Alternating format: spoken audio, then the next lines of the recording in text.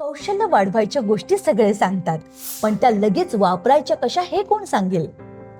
आज आम्ही फक्त टिप्स नाही तर त्या ताबडतोब उपयोगात आणायच्या पद्धती पण सांगणार आहोत. चला तर मग सुरू करूया.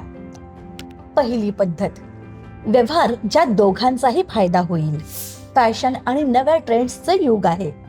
ग्राहकांना जुन्या गोष्टी काढून नव्या गोष्टी घ्यायच्या असतात.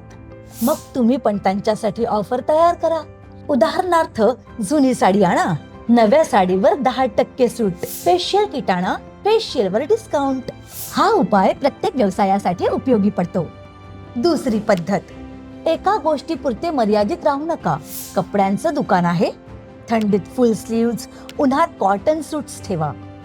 मेहंदी लावता, मग अरेबिक आणि मिनिमलिस्टिक डिझाईन्सही ठेवा. मिठाई विकता, मग शुगर फ्री मिठाई सुद्धा ठेवा. असं केल्याने ग्राहक कधीच रिकाम्या हाताने जाणार नाहीत. तिसरी पद्धत, सॅम्पल्स देऊन बघा. उदाहरणार्थ, जर तुम्ही लोणचं विकता तर ग्राहकाला एक छोटीशी बॉटल सुरुवातीला द्या. लोणचं आवडत असेल तर ग्राहक स्वतःच परत येईल आणि शेजारच्या 2 लोकांनाही आणेल. चौथी पद्धत, प्रत्येक घरी जाऊन विका. जर ग्राहक तुमच्याकडे येत नसतील तर काळजी करू नका.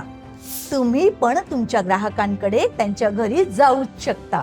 आपण समजू शकतो, घरातून प्रत्येक वेळी बाहेर पडणं एवढं सोपं नसतं. आजूबाजूच्या सोसायटीत शेजाऱ्यांकडे जाऊनही आपण आपली विक्री वाढवू शकतो.